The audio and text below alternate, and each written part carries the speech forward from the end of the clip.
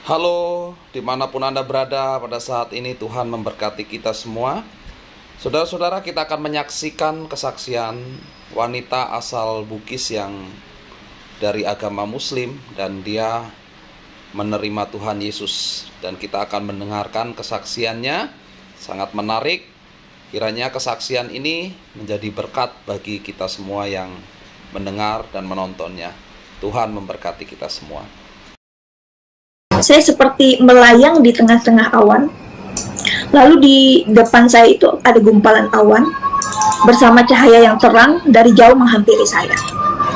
Lalu di belakang sinar itu ada suara berkata, "Jika engkau ingin selamat, percaya." Pada saat itu saya seperti ditarik hati saya untuk ingin membaca Taurat dan Injil itu. Saya memberanikan diri untuk membaca Taurat dan Injil. Saya membeli. Singkat cerita, saya membeli, saya cari, saya searching di Google tempat di mana membeli Alkitab. Awalnya saya salah beli, akhirnya habis itu saya cari tahu, saya dapat. Nah, sebelum saya memilih untuk apa yang saya pilih, saya cari tahu. Saya belajar Alkitab, saya belajar sejarah. Sejarah Kekristenan itu ada dua, Katolik dan Protestan. Nah, situ saya belajar sejarah-sejarahnya. Nah, setelah itu saya baca Alkitab. Awalnya saya nggak baca dari awal Kejadian sampai Wahyu gitu, nggak. Saya bacanya itu comot-comot aja. Tetapi ada ayat yang sangat menguatkan saya gitu. Di Petrus, bagaimana Tuhan Yesus itu memikul dosa-dosa kita di kayu salib, yang oleh salibnya dosa manusia itu, sakit penyakit manusia itu ditanggungnya. Wow, itu luar biasa. Dan saya nggak pernah mendapatkan ayat-ayat yang sistematis seperti itu, yang tegas seperti itu. Saya merasa takjub gitu. Saya merasa, wah, ini luar biasa gitu. Lalu banyak contohnya, salah satunya juga tentang ayat yang familiar sekali.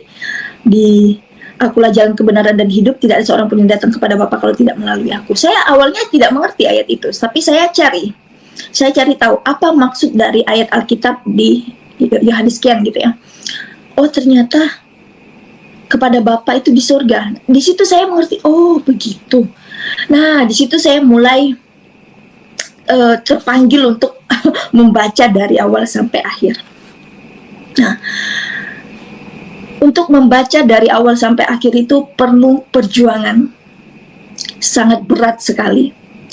Saya pada saat itu sampai merenungi diri saya, kok saya bisa seperti ini ya? Padahal posisi saya pada saat itu lagi punya problem masalah yang berat. Tetapi dengan saya mendapatkan mimpi penglihatan dan akhirnya mengarahkan saya untuk membaca Alkitab, saya melupakan masalah saya. Saya fokus sama hal ini gitu loh. Kok ini sepertinya membuat saya menggebu-gebu untuk mencari tahu. Nah, sebelum saya saya membaca dari awal itu, ada banyak hal-hal yang saya alami yang membuat saya pengen udah deh stop, gak usah baca Alkitab gitu ya. Karena ada banyak gangguan-gangguan kuasa-kuasa kegelapan ingin menghalangi saya untuk membaca kebenaran firman Tuhan itu. Tetapi ada di dalam hati saya juga mengatakan ini pekerjaan iblis, saya harus lawan. Walaupun pada saat itu saya belum percaya kepada Yesus, saya percaya kepada Allah. Saya bilang, ya Allah, Engkau yang memiliki nafas hidup saya minta kekuatan daripadamu untuk memberikan saya jalan kebenaran, untuk menuntun saya, untuk berikan saya kekuatan. Saya tahu ini pekerjaan-pekerjaan iblis. Akhirnya saya baca dari awal. Nah, setelah saya baca firman Tuhan itu luar biasa sekali. Saya menghabiskan waktu 4 bulan lebih untuk membaca firman Tuhan itu. Sebelum habis saya pergi ke gereja, saya pergi ke gereja. Mungkin di sini saya lebih padat-padatkan lagi aja ya, itunya kesaksiannya. Karena kalau di runtut-runtut bakalan panjang waktunya. Jadi saya dibaptis dibaptis bulan Januari 2021. Sebelum saya dibaptis, ada satu kejadian yang membuat saya itu betul-betul merasakan Tuhan itu ada. Jadi 2020 bulan 12 itu saya pergi ke acara nikahan abang saya. Jadi dari tempat kediaman saya sekarang itu sekitar 6 jam. Nah, sebelum berangkat, saya pada saat itu memang belum terima Yesus, tapi saya sudah mulai berdoa di dalam nama Yesus, ya. Dan pada saat itu juga saya dan suami mulai kembali, ya. Nah, sebelum berangkat saya berdoa, saya tutup mata, saya berdoa dalam nama Yesus, tapi saya mendapatkan penglihatan di mana mobil yang kami kendarai itu di jalan, di pertengahan jalan muter 3 kali. Saya merasakan kami mengalami kecelakaan. Saya nggak ada ngomong sama siapa-siapa. Di perjalanan saya cuma bilang sama suami, di mobil itu ada saya, mama saya, adik saya, calon istri adik saya, anak saya 2 sama babysitter 1. Nah, di perjalanan suami itu nyetir mobil itu ngebut sekali. Pokoknya dia punya gas itu habis full. Bayangin di perjalanan gas full, lagi motong, ban mobil belakang meletus. Mobil yang tadinya aduh, udah begini di jalan itu memang pas kami motong mobil itu stop, orang di depan nggak ada, kosong. Ini mobil udah hilang kendali, benar-benar udah tinggal besinya itu bunyinya, aduh nggak bisa kebayang. Mobil itu udah nggak bisa, setirnya udah nggak bisa dikendalikan lagi, udah nggak bisa dipegang. Suami cuma pegang jok mobil, kami semua pegang sini. Anak saya pada saat itu masih kecil, umur 1 tahun lebih, saya pegang gini. Umur 2 tahun lebih, saya pegang gini. Saya hanya mengingat apa yang sebelumnya terjadi. Waktu saya berdoa, saya melihat penglihatan ini dan itu benar-benar terjadi.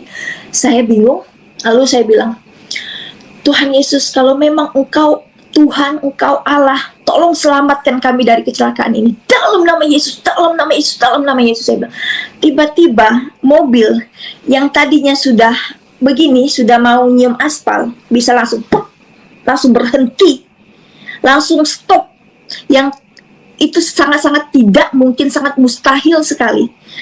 Kalau kejadian Vanessa, artis itu yang masih ada yang hidup, kalau kami tidak akan mungkin, kalau itu bukan pekerjaan Tuhan, bukan Tuhan yang menolong, kami semua bakalan mati. Mobil dah nggak tahu hancur bagaimana. Bisa-bisanya mobil itu stop, ban kanan, kiri, depan, belakang, nggak ada yang miring, semuanya stop. Sampai suami kami keluar dari mobil, orang-orang datang, sampai orang bilang, waduh Bapak hebat sekali bawa mobilnya. Padahal kami tidak ada sama sekali, sudah tidak ada yang bisa mengendalikan setir itu. Di situ saya melihat bahwa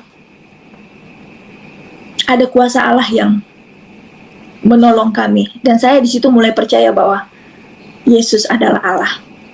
Dan mulai di situ saya minta untuk dibaptis. Tetapi karena bulan 12 2020 itu sudah lewat masa untuk dibaptis, waktunya jadi dijadwalkan di Januari 2021 gitu. Nah, firman Tuhan di dalam Alkitab itu sangat berotoritas, sangat berkuasa bagi siapa yang percaya penuh dengan firman Tuhan itu.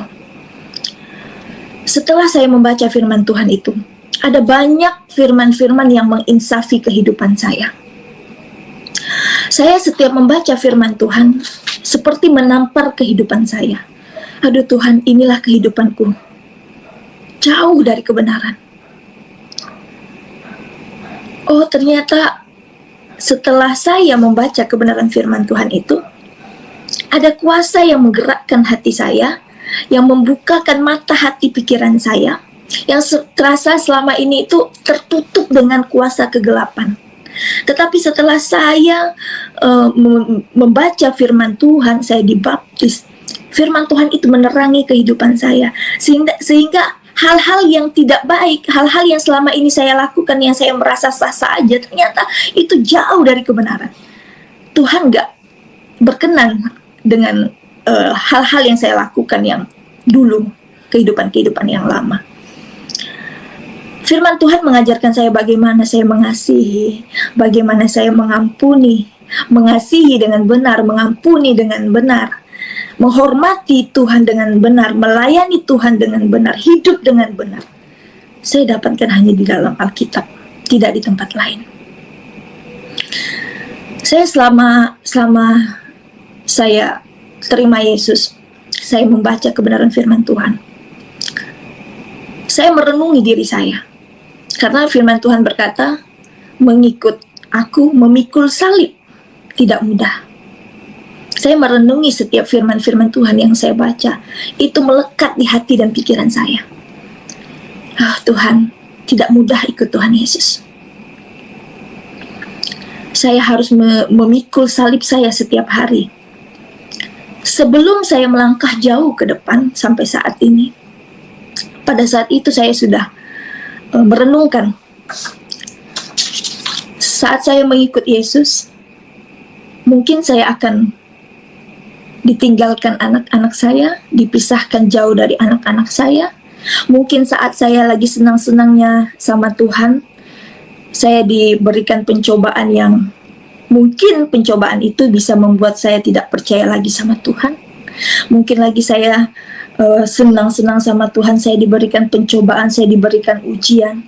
Mungkin saja ke depan suami saya bisa meninggalkan saya, suami saya bisa mengkhianati saya, orang tua saya membenci saya, sahabat-sahabat saya mengkhianati saya. Banyak kehidupan yang membuat saya mengalami kepahitan yang lebih dari sebelum saya mengenal Tuhan Yesus.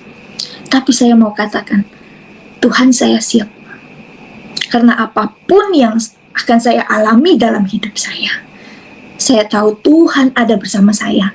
Tuhan tidak akan pernah meninggalkan saya. Sebab saya memang lemah, tetapi roh Allah yang ada bersama-sama saya, yang akan menguatkan saya, yang akan memberikan kelegaan dalam hidup saya.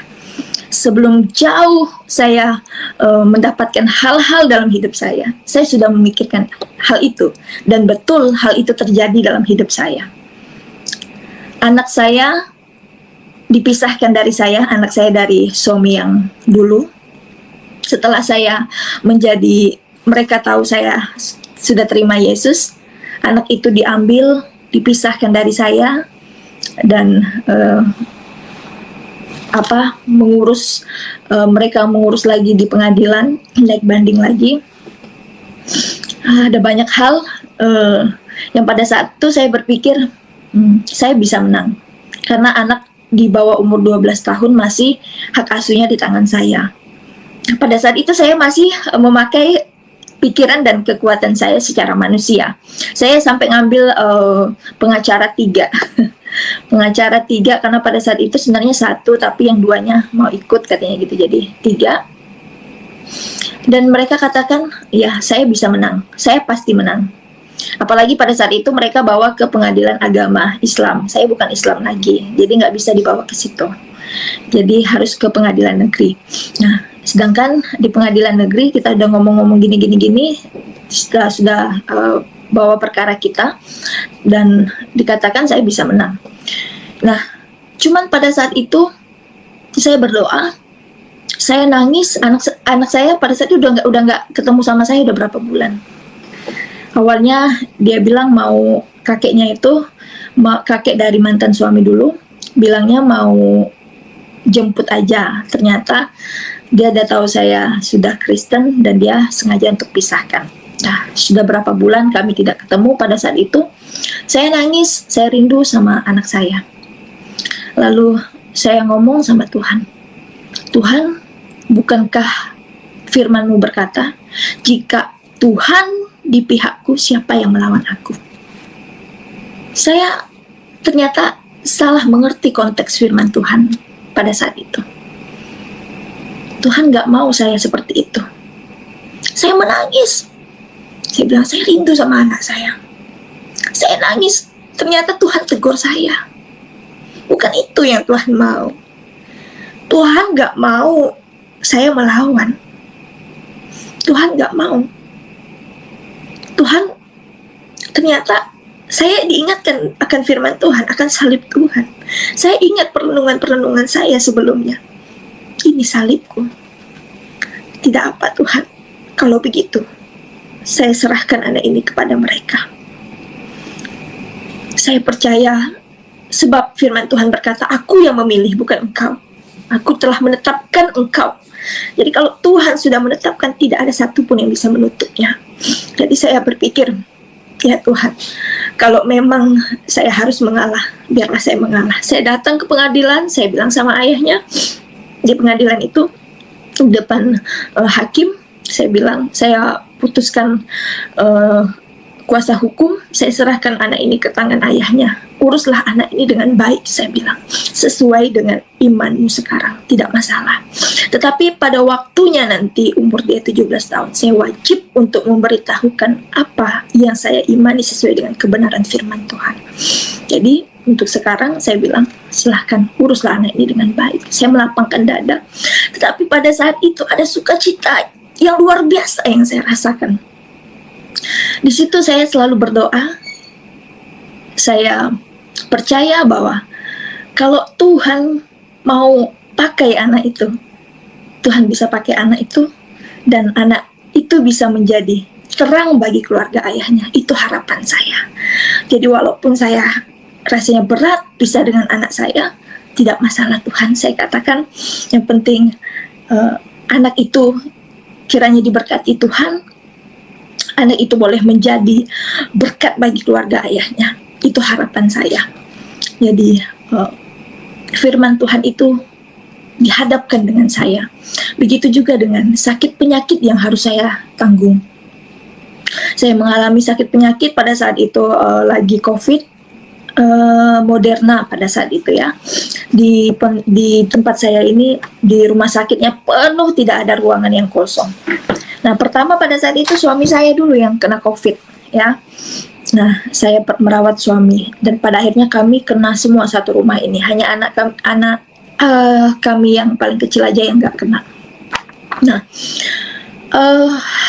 karena COVID pada saat itu dianjurkan dokter itu untuk setiap pagi atau sore itu olahraga ringan lah gitu ya. Jadi saya pagi sore itu main bulu tangkis, badminton gitu ya. Nah, terus pada hari yang ketiga pas saya bangun pagi, kok tiba-tiba perut saya sakit. Pokoknya saya udah pernah melahirkan ya, tapi rasanya itu lebih sakit daripada melahirkan. Rasanya betul-betul seperti merenggang nyawa gitu ya. Sampai saya nggak bisa bergerak, cuman merungkuk gitu ya. Saya teriak, saya nangis, saya melahirkan aja nggak ada nangis, nggak ada teriak. Pada saat itu saya nangis, saya teriak, Tuhan Yesus tolong saya, Tuhan Yesus tolong saya. Saking sakitnya saya mau napas kenceng aja nggak bisa, napasnya pelan-pelan, saking sakitnya itu. Nah, lalu nggak lama kemudian, ada sekitar setengah jam, berkurang rasa sakitnya.